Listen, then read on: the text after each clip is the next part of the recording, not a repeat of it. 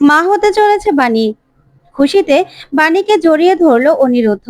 হ্যাঁ বন্ধুরা, এমনটাই দেখা যাবে। তাই সম্পূর্ণ জানতে ভিডিওটিতে লাইক দিয়ে চ্যানেলটি সাবস্ক্রাইব করে দেখতে থাকুন। গল্পের শুরুতে দেখা যাবে অনিরুদ্ধ বাণীর পাশে দাঁড়িয়ে সবাইকে বলে, না, বাণী এরকম কোনো কাজ করতে পারে না। আমি এখন বাণীকে নিয়ে যাব। তখনই দেখা যাবে বোর্ড অফিস থেকে মানুষ চলে আসে আর এসে বলে, না, আপনি ওনাকে কোথাও নিয়ে যেতে পারবেন না। তখন অনিরুদ্ধ বলে, কেন? আপনারা কারা? তখন ওনারা বলতে থাকে যে আমরা বোর্ড অফিস থেকে এসেছি, জানতে পেরেছি এখানে নাকি কেউ প্রশ্নপত্র আউট করে দিয়েছে, সে টাকার বিনিময়ে এই সব কাজগুলো করেছে, তাই আমরা এসেছি, এখানে মিটিং হওয়া দরকার। তখনই বাণী বলে, বিশ্বাস করুন, আমি এরকম কোনো কাজ করিনি। তখন অনিরুদ্ধ বলে, আপনাদের কাছে হাত জোড় করে বলছি, বাণী এরকম কোনো কাজ করতে পারে না, তাই বাণীর ভবিষ্যৎটা এইভাবে আপনারা নষ্ট করে দেবেন না। তখন মৌলি বলে, অনিরুদ্ধ, কত আর বাণীর হয়ে তুমি কথা বলবে? বাণী এরকম কাজ করেছে, আর তুমি কিনা বাণীর হয়ে কথা বলছো? তোমার বউ বাণীর বিরুদ্ধেই সবাই শুধু ষড়যন্ত্র করবে, তাই তো? আর কোনো কারো কাজ নেই, তা কে ষড়যন্ত্র করেছে? তখন তো বিদ্যুৎ সুযোগ পেয়ে বাণীকে বলে, বাণী, তুই এরকম একটা কাজ কেন করতে গেলি? আমি তো সব সময় তুই যা বলিস তাই ঠিক মনে করি, কিন্তু তুই এরকম একটা কাজ করতে পারলি টাকার জন্য? আমি তো ভাবতে পারছি না, ওই কটা নোটের জন্য তুই এইভাবে প্রশ্নপত্র বিক্রি করে দিলি। শোন, টাকা মাটি রে, আর মাটি টাকা, তুই সেটা বুঝতে পারছিস না? কেন এরকম কাজ করলি? তুই কিন্তু খুব বড় ভুল করেছিস, তোর কিন্তু এরকমটা করা উচিত হয়নি। তখনই বিদ্যুৎ আরো নাটক করে আর বলে, আমি মানছি বাণী অন্যায় করেছে, কিন্তু বাচ্চাটাও তো দেখছে, বলুন। তখন বাণী বলে, তুমি চুপ করো, একদম মিথ্যে নাটক করার চেষ্টা করবে না এখানে তুমি, তোমার কেউ দরদ কেউ চায়নি। তখন কুয়াশা বলে, দেখেছেন আপনারা, বিদ্যুতের কি দোষ? বিদ্যুৎ তো ভালোই বলেছে। আর বুঝলাম বিদ্যুৎ নাকি, বিদ্যুৎ না হয় ভুল করেছে, কিন্তু এখানে এতগুলো মেয়ের জীবন যে তুমি নষ্ট করে দিলে, সবার পরীক্ষা বাতিল করে দিলে, এবার তার কি হবে সেটার জবাব দাও তুমি। তখন বাণী চুপ করে দাঁড়িয়ে থাকে। তারপরে দেখা যাবে সেই বোর্ডের লোকগুলো বলে, শোনো বাণী, আমরা এটা তদন্ত করব, তদন্ত করে যা রায় হবে সেটাই হবে। তোমাকে আমরা বোর্ড অফিস থেকে একদম বাতিল করে দেবো, তুমি যেন কোনো জায়গার পরীক্ষা দিতে না পারো, আর এই পরীক্ষাটা যেন আবার নেওয়া হয় সেটার জন্য ব্যবস্থা করব। তখনই বিদ্যুৎ বলে, বাণী রে, তুই না হয় ভুলটা করেছিস বা করিসনি জানি না, কিন্তু তুই সবার কাছে এই অন্যায়টা স্বীকার করে তারপর ক্ষমা চেয়ে নে, তাহলে অন্তত বাকি সবাই তো পরীক্ষাটা দিতে পারবে। আমার মেয়ে, তাকে তো, তার দিকে তো কেউ আঙুল তুলবে না। তখন অনিরুদ্ধ বলে, চুপ করো তুমি, একদম আমার মেয়েকে নিয়ে নিজে সহানুভূতি দেখানোর চেষ্টা করবে না, নিজের দিকে টেনে নেওয়ার চেষ্টা করবে না, বুঝতে পেরেছো? তারপরে বাণী বলে, আমি এরকম কিছু করিনি। তখন বাণীর অসুস্থ লাগলেই তখন অনিরুদ্ধ বলে, বাণী তুমি ঠিক আছো তো? ঠিক আছো তো বাণী? এরকম করো না, প্লিজ আমাদেরকে যেতে দিন। তখনই মহিলা বলে, না, আপনারা এখান থেকে কোথাও যেতে পারবেন না। তখন মৌলি বলে, বাণী, তোমার বড় বড় কথা না শেষ, এবার তোমার পড়ালেখাও শেষ, তুমি আর কোনোদিনও পড়ালেখা করতে পারবে না। তখন বাণী চিৎকার করে বলে, না, এটা কিছুতেই হতে পারে না, আমি কোনো কিচ্ছু করিনি। আমি বারবার করে বলছি, আমি কোনো রকম কোনো চুরি করিনি, কোনো জালিয়াতি করিনি। আমার বিরুদ্ধে এসব কিছু ষড়যন্ত্র করা হচ্ছে, ষড়যন্ত্র করছে। আমি সব কিছু প্রমাণ করে দেব যে আমি কোনো রকম কোনো অন্যায় করিনি। যেই আমি এত খাটাখাটনি করে পড়ালেখা করে প্রতিটা ক্লাস পরীক্ষায় ফার্স্ট হয়েছি, সেই আমি কেন এরকম কাজ করব? বলতে পারেন আপনারা, কেন করব? ঠিক তখনই সবাই তাকিয়ে থাকে। তখন বাণী বলে, আমার বিরুদ্ধে সবাই চক্রান্ত করছে, সবাই এখানে যারা যারা আছে না, যারা যারা আমার বিরুদ্ধে চক্রান্ত করেছে, সবকিছু আমি প্রমাণ করলে তাদেরকে উপযুক্ত শাস্তি দেব আমি। তখনই কুয়াশা বলে, তা কে করেছে এসব? তখন নয়নতারা বলে ওঠে, বাণী, ডাকাত রানী, তুমি টাকার জন্য এসব কাজ করে আবার কিনা অন্যের উপর দোষ দিচ্ছ। তখন বাণী বলে, একদম চুপ, বাজে কথা বলবেন না। হয়তোবা আপনিই করেছেন আমার বিরুদ্ধে ষড়যন্ত্র, না হলে কুয়াশা করেছে। তখন তো নয়নতারা ভয় পেয়ে যায়, তখন কুয়াশাও অবাক হয়। তারপরে বাণী বলে, না হলে বিদ্যুৎ, না হলে মৌলি করেছে। চারজনের, আপনারা চারজনই মিলে করেছেন আমার বিরুদ্ধে ষড়যন্ত্র, কিন্তু আমি সবটা প্রমাণ করে দেব। বলছি তো, আমার বিরুদ্ধে যে নোংরা ষড়যন্ত্রটা আপনারা করেছেন, সেটা আমি কিছুতেই ফুলফিল হতে দেব না, কিছুতেই না। তখন এই কথা শুনে ঈশানী বলে, শোনো বাণী, তুমি না আর কথাই বলো না, আমাদের মুখে রাখুনি। তখন কুয়াশা বলে, তার আগে বলো, আমাদের পরীক্ষার, আমাদের পরীক্ষার কি হবে? এতগুলো মেয়ের জীবন তুমি নষ্ট করেছো। তখন কুয়াশা সবাইকে নিয়ে স্লোগান দিতে থাকে, বাণীর বিচার চাই, বাণীর বিচার চাই। তখনই বাণী বসে পড়ে। তখন অনিরুদ্ধ বলে, বাণী, কি হলো তোমার? মাথাটা ঠান্ডা করো, সবকিছু ঠিক হয়ে যাবে। তখনই দেখা যাবে অনিরুদ্ধ বলে, বাণী এরকম কোনো কাজ করেনি, আমার স্ত্রী কোনো রকম কোনো ষড়যন্ত্র করতে পারে না, এটা আমি বিশ্বাস করি। তখনই তানিয়া এসে বাণীকে জড়িয়ে ধরে আর বলে, মা কি হলো তোমার? ঠিক তখনই শ্যামলী এসেই বাণীর মুখে গোবর ছুঁড়ে মারে, যা দেখে সবাই চমকে যায়। ওইদিকে বাণীও এরকম কাণ্ড দেখে তাকিয়ে থাকে শ্যামলীর দিকে, আর চোখ বেয়ে শুধু জল পড়তে থাকে। এদিকে শ্যামলী রাগান্বিত ভাবে বাণীর দিকে তাকিয়ে থাকে আর বলে, লুভি মেয়ে মানুষ, ওর কথা না কেউ বিশ্বাস করবেন না। এই মেয়েটা টাকার জন্য সবকিছু করতে পারে। ও টাকার জন্য এই সব কিছু করেছে, সবকিছু। আমি জানি তো ওর বাপ মায়ের ঠিক নেই। একটা কুড়িয়ে পাওয়া মেয়ে, ওকে তো কুড়িয়ে পেয়েছিল। ওর বাপ মায়ের কোনো ঠিক আছে নাকি? ও টাকার জন্য না সবকিছু করতে পারে, তাই ওর কথা কেউ বিশ্বাস করবেন না। তখন শ্যামলীর কথাগুলো শুনে অনিরুদ্ধ চমকে যায়। তখনই অনিরুদ্ধ অবাক হয়ে তাকিয়ে থাকে। তখন শ্যামলী বলে, ও সবকিছু করতে পারে, ও সবকিছু। তখন বাণীর চোখ বেয়ে শুধু জল পড়তে থাকে।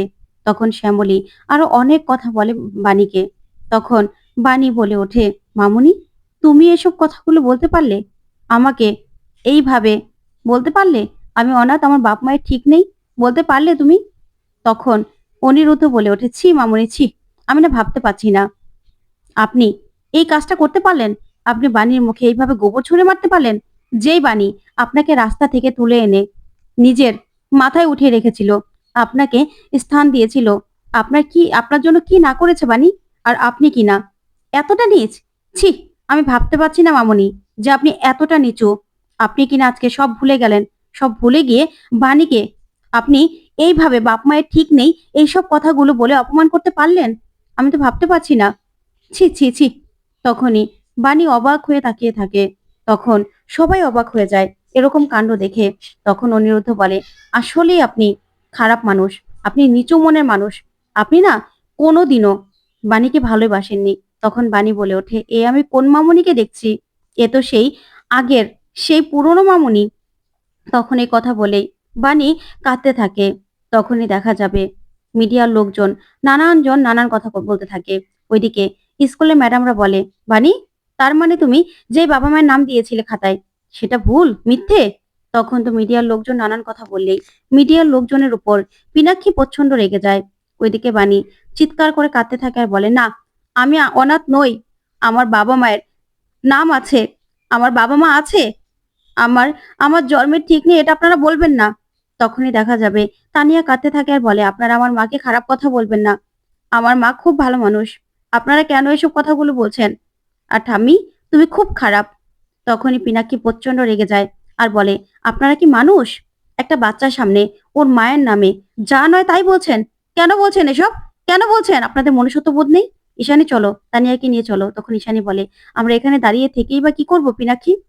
তানিয়া চলো। তখন অনিরুদ্ধ বলে, আমি আপনাদের সামনে বলছি, একদিন না একদিন ঠিক প্রমাণ হয়ে যাবে বাণী এরকম কোনো কাজ করেনি। সেই দিন আপনাদের না প্রত্যেককে এসে বাণীর কাছে ক্ষমা চাইতে হবে। সেদিন আপনারা পারবেন তো বাণীর কাছে এসে ক্ষমা চাইতে? আমি ওর স্বামী, আমি আপনাদের সামনে বলছি, বাণী এরকম কোনো কাজ করতে পারে না। আর যারা যারা বাণীকে আজকে অপমান করেছেন না, তাদের মুখে, সবার মুখে আমি ঝামা ঘষে দেব। বাণী ওরকম কোনো মানুষই নয়, বাণীর মতো কোনো মানুষ হয় না। তখন তো বাণী এই কথাগুলো, শ্যামলীর কথাগুলো ভাবতে ভাবতেই তখনই হঠাৎ করেই জ্ঞান হারিয়ে পড়ে যায়। তখন বাণী অজ্ঞান হয়ে গেলেই চিৎকার করে ওঠে ঈশানী। ওইদিকে পিনাক্ষী, এদিকে অনিরুদ্ধ চমকে যায়। তখন অনিরুদ্ধ সঙ্গে সঙ্গে বাণীকে তুলে ধরেই চিৎকার করে ওঠে বাণী বলে। এদিকে বাণীর কোনোরকম কোনো জ্ঞান নেই। তখন পিনাক্ষীও অবাক হয়ে দেখতে থাকে বাণীর এই অবস্থা। কি বলবে কিছুই বুঝতে পারে না। তখন দেখা যাবে অনিরুদ্ধ চিৎকার করতে থাকে। তারপরে বাণীকে বাড়িতে নিয়ে আসে অনিরুদ্ধ। ডক্টর আসে, বাণীর কিছুতে জ্ঞান আসছে না। তখন তানিয়া বলে, বাবা, মা এখনো ঘুম ভাঙছে না কেন? এখন তো আমরা বাড়িতে নিয়ে এসেছি। আর ঠাম্মি এত খারাপ খারাপ কথা কেন বলছিল মায়ের নামে? সবাই বা এত খারাপ খারাপ কেন কথা বলছিল বলো না মা, বাবা? মা মা তো কোনো ভুল করেনি। তাহলে মায়ের শরীরটাও কেন ঠিক হচ্ছে না? আমরা তো কখন বাড়িতে নিয়ে এসেছি। তখন অনিরুদ্ধ বলে, প্রিন্সেস, তুমি চিন্তা করো না, তোমার বাবা আছে তো, সব কিছু ঠিক হয়ে যাবে দেখবে। তখন দেখা যাবে শ্যামলী তাকিয়ে থাকে। তখন অন্তরা বলে, বৌদির এরকম শরীর খারাপ হবে না কেন? সবাই যেইভাবে বৌদির উপর ব্লেম করছিল, দাদাভাই তো বারবার করে বলছিল একটু ওকে বসতে দিন, কিন্তু কেউ বসতে পর্যন্ত দিল না। ঠিক তখনই বাণীর আস্তে আস্তে জ্ঞান আসতে থাকে। তখনই সাথী বলে, অনিরুদ্ধ, দেখ, বাণীর জ্ঞান আসছে। তখনই বাণী বিড়বিড় করে বলতে থাকে, না আমি চুরি করিনি, আমি কোনো রকম কোনো অপরাধ করিনি, আমি চুরি করিনি। তারপরে বাণী সেই শ্যামলীর কথাগুলো মনে পড়ে যায় যে ওর বাবা মায়ের কোনো ঠিক নেই। তখন এই কথা ভেবেই সঙ্গে সঙ্গে বাণী উঠেই চিৎকার করতে থাকে আর বলে, না, না, না, আমি আমি কোনো দোষ করিনি।